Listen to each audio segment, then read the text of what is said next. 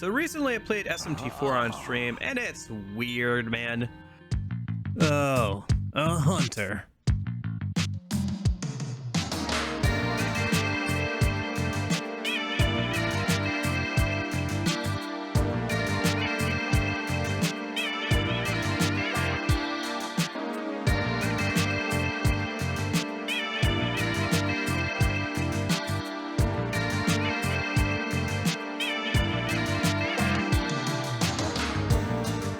Not specifically the story or music, more just the gameplay and balancing.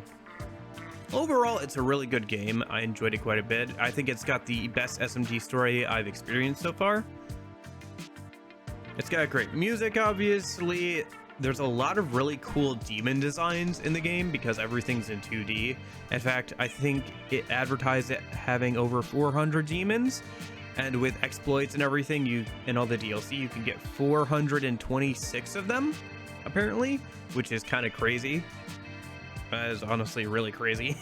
And some of those designs are new or redesigns of older demons.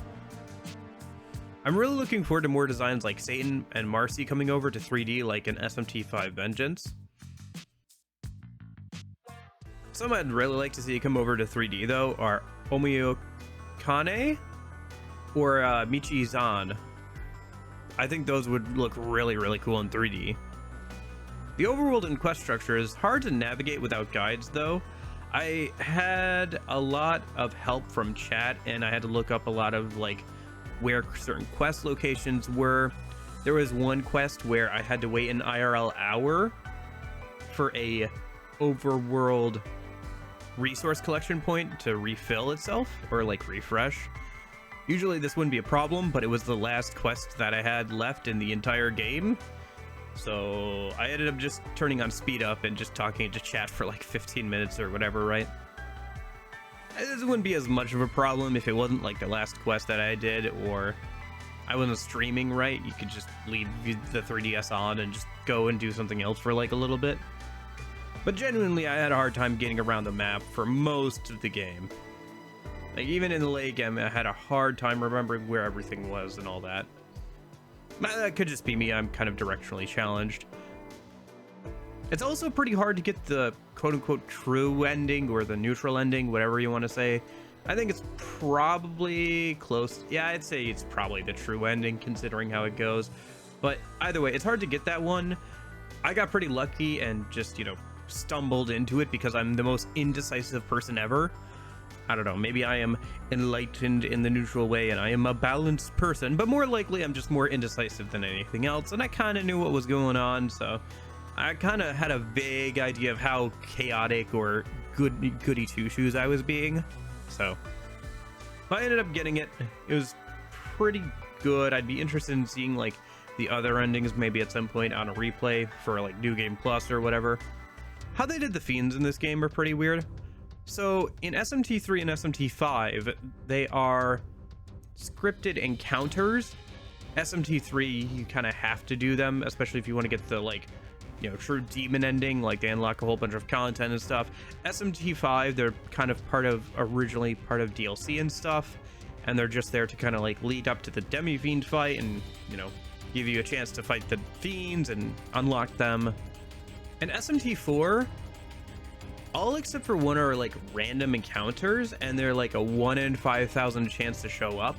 They're pretty tough from what I've seen of other people trying to fight them and stuff, and the rewards are pretty good, but it's really odd that they chose them to be like 1 in 5,000 encounters in like certain locations.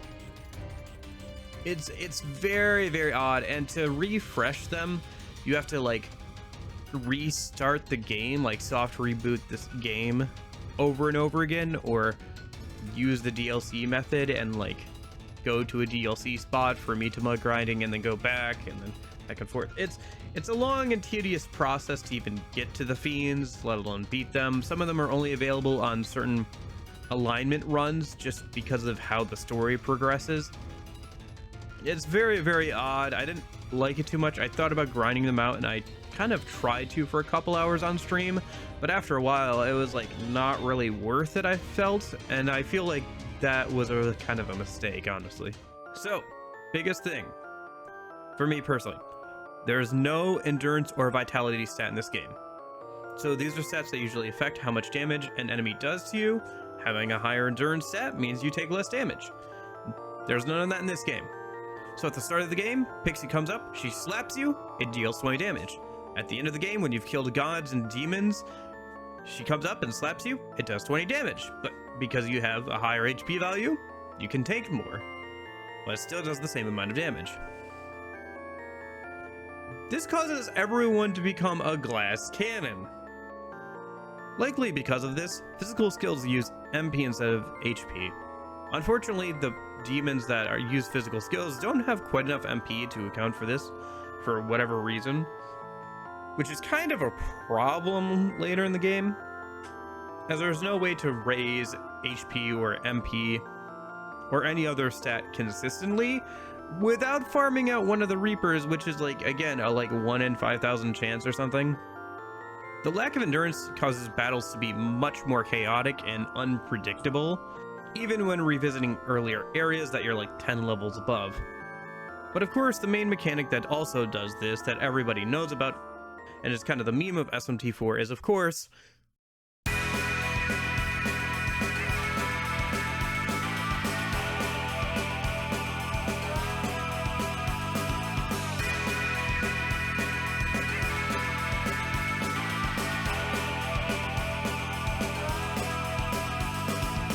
Smirking is this game's gimmick, an attempt to shake up the normal formula even further. Whenever someone hits a weakness, gets a crit, or gets hit with an element they null or better, they have a chance to smirk. Side effects may include a boost damage, higher crit chances, blocking any weaknesses, blocking any crits, boosting evasion rate, restoring HP and MP, and looking like a smug asshole. This is basically a win more mechanic, as you still have the press turn system, which gives you extra turns for hitting weaknesses, or makes you lose them for hitting a blocked element. Some of the frustration with the mechanic comes from the fact that enemies can use it, and especially bosses, and your AI companions aren't always smart enough to know not to hit an enemy with a skill that they null. Usually this would be whatever, because they just don't do any damage, whatever, you can't rely on your AI allies anyway, who needs them? But now they have a chance of giving the boss a buff that, you know, blocks any weaknesses, blocks any crits, boosts their evasion rate. By the way, if you miss, you lose more press turns. So this would make boss fights, especially the Minotaur boss fight, which is very notorious for this, with one of your allies using fire attacks that he nulls, just a real pain in the ass. I didn't have this happen to me too much. There was like one side quest where this happened, but it's a little bit of RNG depending on who's with you and what route you're on. But it can happen, and it's very annoying when it does.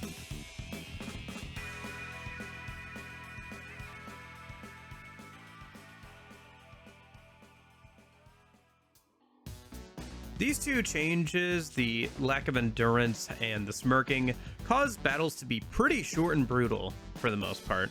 Even the DLC super bosses are unusually short fights for an SMT game. For context, my winning attempt against Demi-Fiend in SMT5 Vengeance was a little under an hour long, and my Satan fight was a little over an hour and a half. My fights against all 7 of the DLC super bosses probably took less than an hour total. The gameplay feels very different than other SMT games in a lot of ways, but I enjoyed it. It's interesting to see how things develop between SMT3 and SMT5.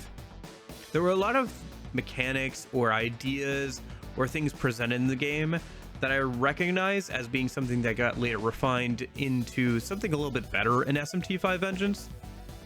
For example, things like skill potentials. This is a mechanic that only applies to the MC in this game. Whenever a demon levels up to learn its last skill, the MC gets to choose skills to copy from the demon. There are certain skills he can't copy, any passive skills or certain unique skills are only available to that demon, but if he already has the skill, then it gets upgraded. These basically give the skill smoother MP reduction you can get as an app to reduce the cost of demon skills by a few points, as well as give damage boosts that are equivalent to having the boost and amp skill for that element, if it's a skill that deals damage. This makes the MC very versatile, even without passive effects, and there are some passive skills like Endure he can get from late game accessories and stuff. This system would be reworked in SMT5 to give demons more individuality by making them better or worse at using certain skills, rather than just having them be a collection of resistances and weaknesses, and then maybe a unique skill here or there. And then the app system, well, I think actually being first introduced in Strange Journey before this, would go on to be the Miracle system in SMT5, obviously, with a lot of similarities in the things you can buy between SMT4 and SMT5. I'm really looking forward to how things are improved upon in SMT4A, things like rebalancing Smirking, hopefully giving physical demons more MP this time, maybe reworking how the Fiends work to have them be once again scripted fights, that'd be nice. I do like fighting the Fiends, they're a fun addition. And hopefully continuing the great story, because, like I said, I think this is the best SMT story that I've experienced so far. It had a lot of good characters, it had good representatives for its different paths. It had some really cool ideas with the whole fantasy setting that turns out not to be a fantasy setting, the origins of the Kingdom of Mikado, what the actual dome is, why it's there, who created it. It's a very interesting story, and it's very well told. Make sure you bring more Maka next time. Thank you for watching this video all the way through. I appreciate it.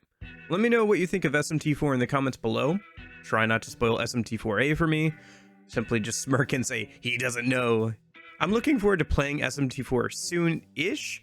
If you're watching this when it first posted, I should be finishing the Raito remake this weekend on stream, so check that out if you're interested. But after playing nothing but Atlas RPGs for the last 8 months, I kind of want to try something else. So I've got a poll up on the community tab for either Mario the Thousand Year Door, Okami, or Nier Automata. All really good options, so let me know what you guys want to see. And after I finish whichever game wins the poll, I'll play SMT4A. And after that, I'm going to do a Pixie-only run of Metaphor, keep that series going. And then when I'm done with that, I'm going to play Persona Q2, and then I'll be caught up on all the Persona games, except for like P4 Dancing, which I might try and sneak in before the end of this year too. And then I'll be caught up with all the Persona games until they release Persona 4 Remake. Gosh dang it. So thank you again for watching. I will hopefully see you again soon, but in case I don't see ya, hope you have a good afternoon, good evening, and good night.